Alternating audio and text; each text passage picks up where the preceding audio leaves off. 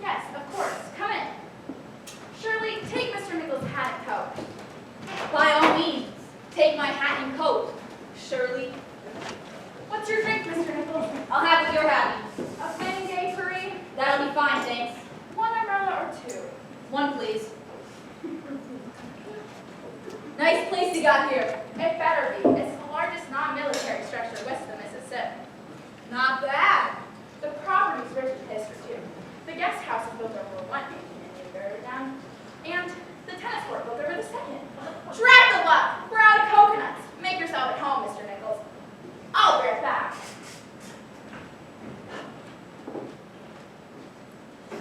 Mother, I swear this is the last time I ride that little line. If it were up to me, you're not Mother. Say, you're right. You ever think about being a PI? I'm Veronica. You must be Charlie Nichols. Must I? They say you're the best private dick in the city. I'll have to thank my publicist. They also say you're a man of low morals and high ideals. Looks like you've got a hitch in your pelvis. It's that little runner I got for Christmas. He gave it, but he won't break. Maybe you ride him too hard. Maybe he's a big boy who needs to learn a lesson. Maybe he's smart enough to teach you a thing or two. Maybe he's a dumb buck who doesn't know what's good for him. Maybe he'll get fed up and knock you on your butt. Maybe I'll like him. Oh, Veronica, I see you met Charlie Nichols. I was just leaving. I better feed that little son. You can join me, Mr. Nichols. That is, if you know anything about how they hang. Did you just whistle at my daughter? No. So what's all this about? Mr. Nichols, as you know, I'm an obscenely wealthy woman. Uh-huh. Obscenely. Yeah. Really, really? That's the point. I think someone's trying to kill me. How do you know? Let's call it a mother's intuition. Oh. And this note. I'm going to kill you. What do you think it means? Can you think of anyone who would want you dead? I can't imagine. Excuse me. Oh, really, Clyde? Aren't you going to say hello? Oh, hello. Oh. Really, this is Clyde, Mr. Nichols. I'd like to think of him as an idiot savant. Mr. Nichols? Clyde. Clyde, Mr. Nichols. He'll be working for your mother. Oh, I've heard of Mr. Nichols. His name frequently appears in the scandal sheets. Is it true what they say about the prevalence of marijuana in Hollywood? That it's no longer the domain of the itinerant jazz man? Don't for our guest. And try to stand up straight instead of mincing around with those little feet of yours. Did you fire Wilson like I asked? Not yet, Mother. What are you waiting for? You're so craven, Clyde. And lazy and stupid. I want that man fired immediately. All he did was make a phone call. A personal phone call while on duty. He was calling the hospital because he replaced his insulin with corn syrup. I don't care. It's the principle thing. And get that peanut butter out of your mouth. You know I hate it when you eat directly out of the jar.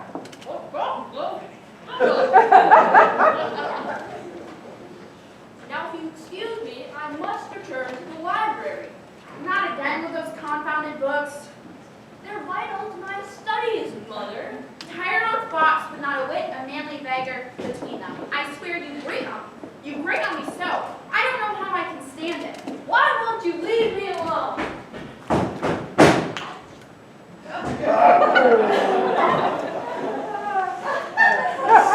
Are you sure you can't think of anyone who would want you dead? Me, I can't imagine. I have a heart as big as a 75,000 square foot mansion. Miss Claremont, Hi, I finished the garden by the replacing clothes bath. Good. Go home. You're fired. Senora, That's right, fired. So pack your things and that little hot tamale you can see with and clear out. you mean my sister? And make it quick, or I'll have you deported back to Mexico. But I'm from Nicaragua. You heard me. It's either Mexico or nothing. But why, Senora, why? I saw a man looking just like yourself selling my petunias in front of Angus Temple in Echo Park. Never, Senora. You're lying to me, Lisbo. But Senora, to be dismissed so summarily and in such a perfunctory manner, and just 1 week before completing my master's thesis? Jaime, please, I don't speak Mexican, and I can't bear to hear you throttle the English language with such vile impunity. Surely, roughly escort Mr. Gurtaz from the premises. Come here, you. You will pay for this, Lady Claremont, and the spirits of my ancestors will mock your soul as it writhes on the devil's pitchfork. Do you hear me, Lady Claremont? You will pay! You will pay! Now, where was I? You were talking about the size of your heart? Yes. Yes, a woman of my stature may have enemies, Mr. Nichols, but I fear no one. What about the Bengal diamond? The Bengal diamond, that one? I think you've been reading too many. Quit the hanky-panky! Don't think I don't know about the diamond! Or how could you? For starters, I can see it. It's right there in the display case on the wall. Where? There! Where? There! Where? There! In the display case! All right, Mr. Nichols, I admit it. That is the Bengal diamond, the most expensive diamond in the world. I had a feeling. Do you know what a diamond of that magnitude is worth, Mr. Nichols? I haven't a clue. Have you ever heard of Jamaican lunacy? I don't believe I have. The Jamaican lunacy derives from the strange case of the man at the helm of the El Oro Diablo, the pride of the Spanish Main. When Captain Rodrigo Azcathamo was transporting the diamond from the King of Spain to the planters in the West Indies, when the lust of the cargo made him go so mad, his gums bled and he lost all his teeth. Sounds kind of like scurvy. If you're superstitious, perhaps. Azcathamo, determined to steal the diamond, took up piracy and roamed the Caribbean for 4 years before being captured by the Spanish Navy.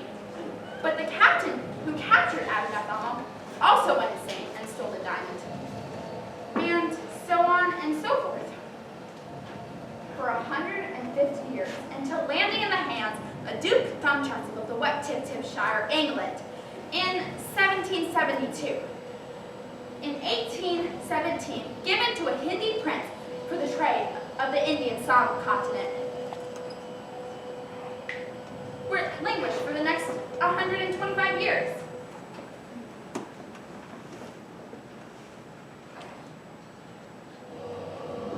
Oh, and it's cursed. So how did you get this diamond? From a man who loved me very deeply. I'll bet. You're a cynic, Mr. Nichols. You've never been in love. Yeah, I was in love once.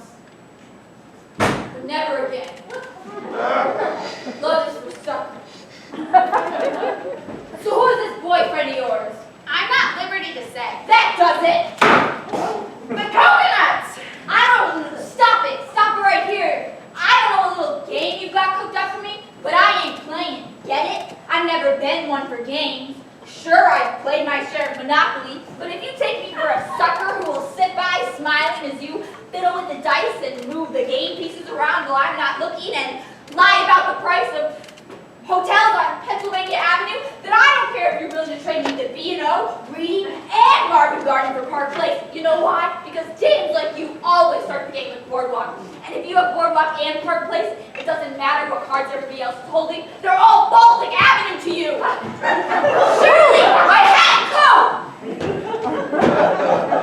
Better watch your mouth, pal. Take that! I give you my card, but I can only afford so many.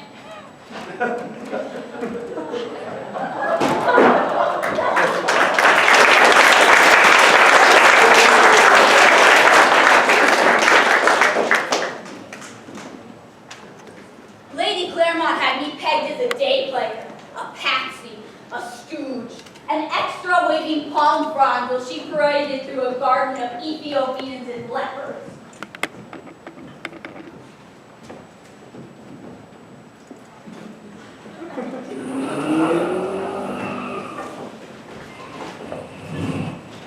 To add insult to injury, someone in a tan 41 Merc Coupe had been chased in the joint.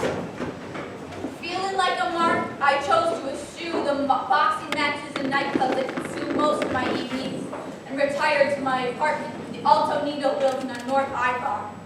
After a little scotch and soda, I called it a night, hoping tomorrow would be better. It wasn't.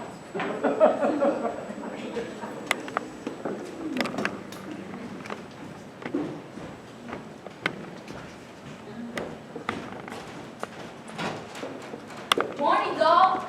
New record. How's that? One meeting and she winds up dead. Usually until like 2 weeks, she winds up dead.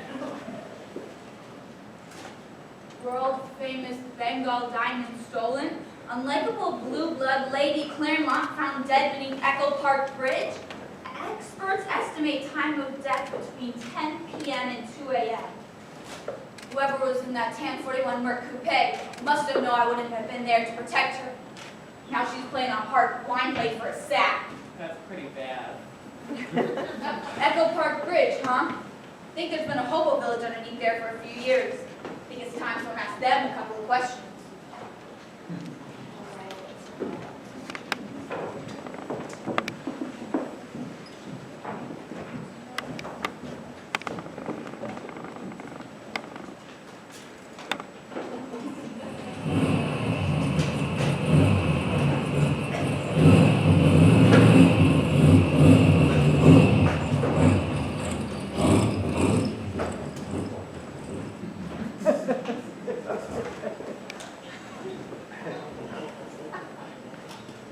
Your Majesty, now that you have been delivered your crown, you want I should make your announcement? Have at it. Ladies and gentle persons of Homoland, by both design right and nobleness obliged, Lady Mary of Echo Park and parts without. Your Majesty, have you any instructions for us, your most humble, loyal, and generally disreputable subjects? Yes, tonight I sleep on fried ground. And if you have any tuna, I could really go for it. I'm really hungry. Why are you laughing?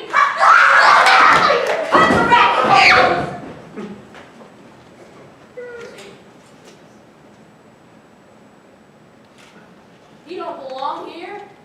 Outside. Stranger, protect the queen! I'm Charlie Nichols. I'm a private dick. I'm here to investigate a murder.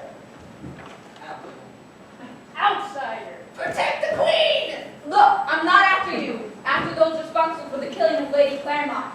I lost a potential client. Those don't come by easy. Listen, mister, we don't know nothing about no murder. Yeah.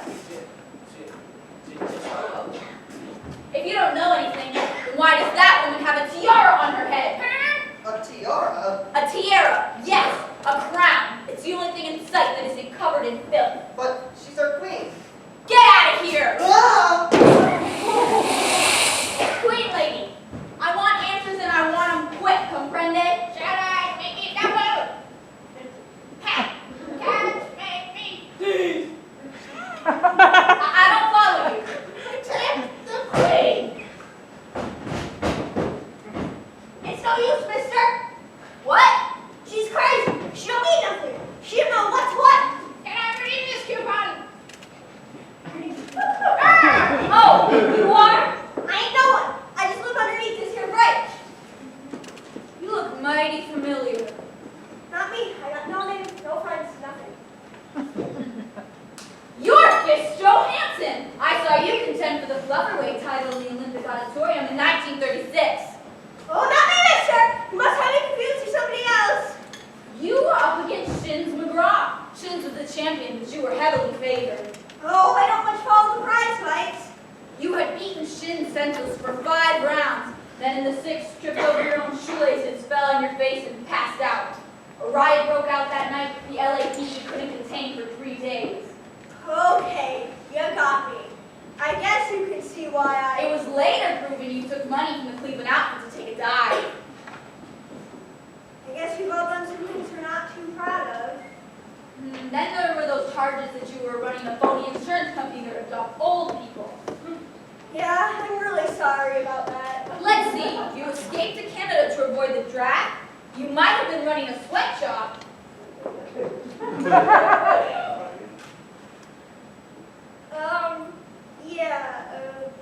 I'm really sorry. You may or may not have hit your sister over the terrified. Then you were arrested for running a puppy drowning ring. That won't injure you much, the kitties.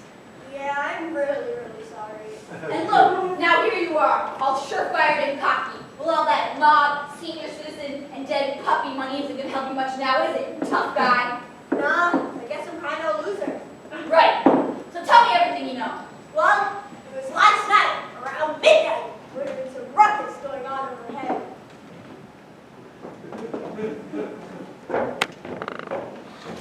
This better be good, as I'm missing out on having drinks from some very expensive coconuts. You're a survivor. You land on your feet. That's not my problem now, is it? Ah, the nerve. If you pull that thing at me, you better have the guts to use it. Ha ha ha, I thought not. Wait, who is this? I thought you said you were coming alone. You shot me! How dare you!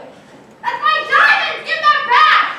You're gonna push me off like the ledge to the edge of the bridge. You're pushing me over. I'm about to fall. Ah! That was detailed. Did she really give a play-by-play like that? I admit it was helpful. Oh, and there's Spence. A watch. Geneva Brothers. Thanks, but I can't really accept this. I think it's, what do you call it? Evidence. I found it under the fridge by the dead lady where the cops arrived. Thanks, Fist. You ever think you'll make it back in the ring?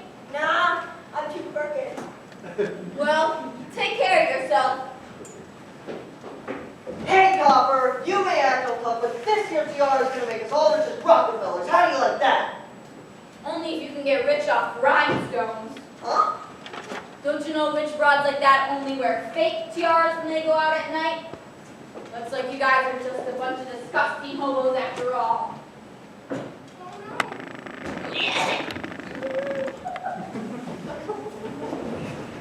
Feeling like I made my point with the hobos, I left Echo Park Bridge and back to Hollywood to see if the Claremont's Butler Wilson was accepting visitors.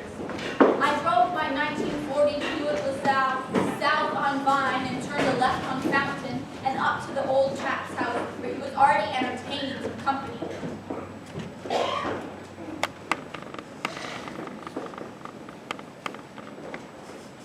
The way they taunted me, manipulated me, twisting every word I was saying until I swore I was going mad. For 3 hours, those policemen grilled. It made no sense. One of them would be very nice to me and give me a cigar, and the other would slam his fist down on the table and scream at me like I was a common criminal. It was as if they were playing some elaborate game of good constable, bad constable. I'm going to say Professor Plum in the library with the candlestick. Have you heard a word I said? I swear, sometimes you're so boring. How can you play a game at a time like this? That does it. I'm looking in the envelope myself. She's dead, her diamond's missing, and we're the chief suspects. We are?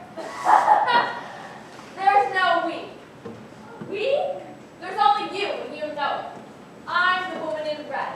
I'm more of a phantom than a suspect.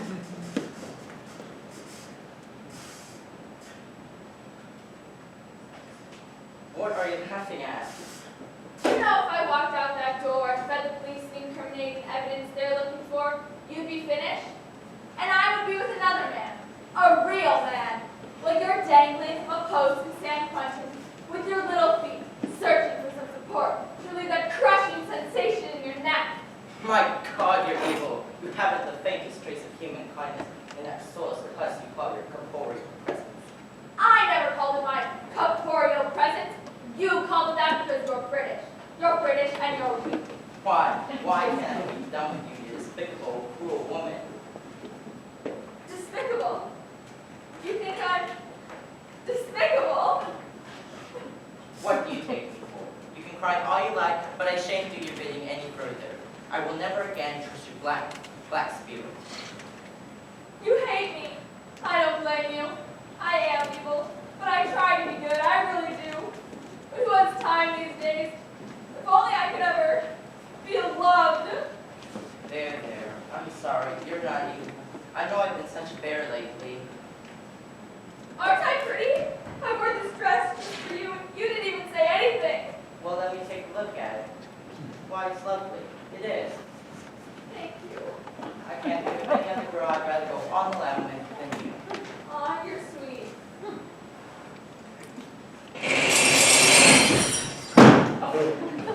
Pay up, butler, and next time it'll be with interest. And by interest, I mean bullets, and by paying up, I mean in your skull.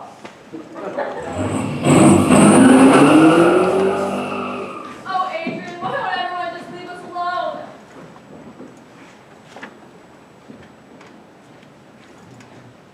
Quickly, hide yourself, my dear. Don't tell him I was polishing my old revolver when it went off several times. Quickly, down!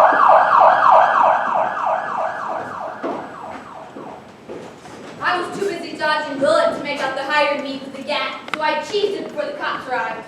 I checked in with Ida for a cup of coffee.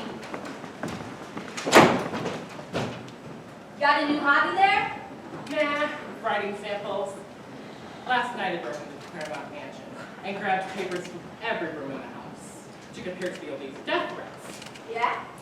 After hours, I mean hours, like hours, of analysis, I concluded this writing on these death threats belonged to none other than Clive Claremont. Good work.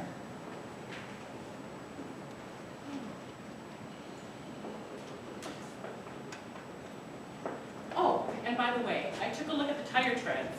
Mm-hmm. It was lateral half from Goodyear. You know Goodyear? Benner. No. Here we go. Okay. It's a type of tire that requires a high-grade rubber that was discontinued in 1942 on the account of the war.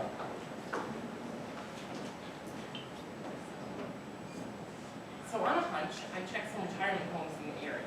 The folks at Happy Tidings had a car stolen from it 2 weeks ago, a 1941 Tanner Coupe.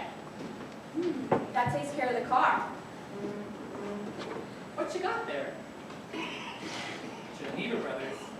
Sounds fancy. I found it at the scene at Echo Park. Gotta get out the old jewelry database. Let's see here. A 1920s Southern French design with a non-elastic clasp, with a non-elastic binding. Here it is.